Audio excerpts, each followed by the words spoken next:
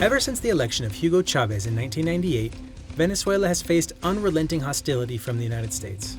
From coup attempts to economic sabotage, Washington has had its fingerprints all over the efforts to oust the Bolivarian Revolution by force. The umbilical cord that ties corporate outlets to U.S. agencies has meant a constantly biased media coverage to accompany and justify regime change efforts. Unsurprisingly, the systematic demonization of Venezuela has spilled over to U.S. cultural production.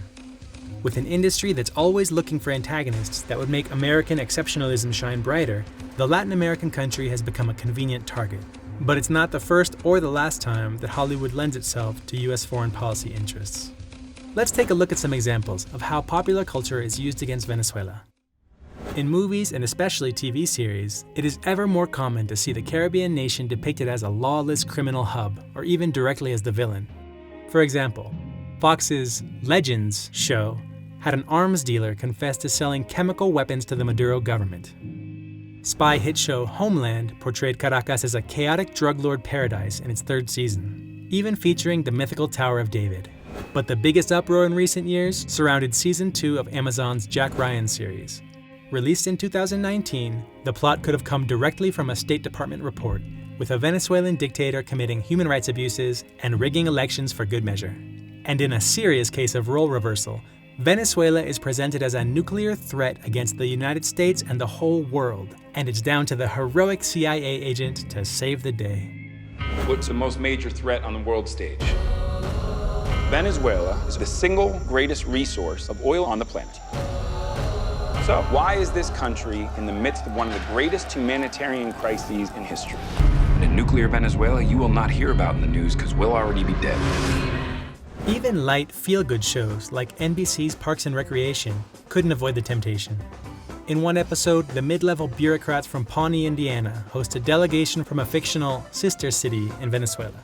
Yet the episode is just a sequence of awful and false stereotypes about the Bolivarian Revolution.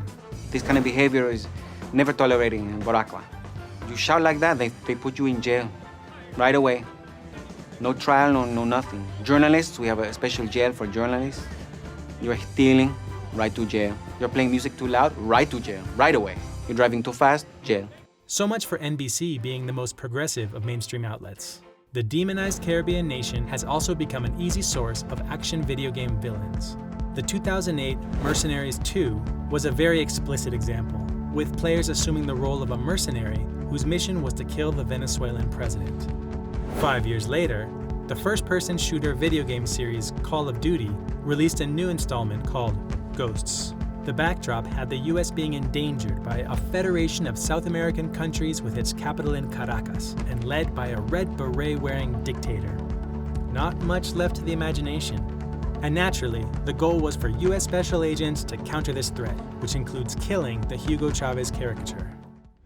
All in all, the negative portrayal of Venezuela is both a side effect and an active ingredient of US multi-layered aggression.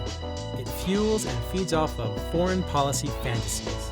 Whether deliberate or owed to lazy scriptwriting, the portrayals of a rogue, chaotic nation end up reinforcing Washington's official line in the eyes of the American public. The reality on the ground is, of course, much, much different.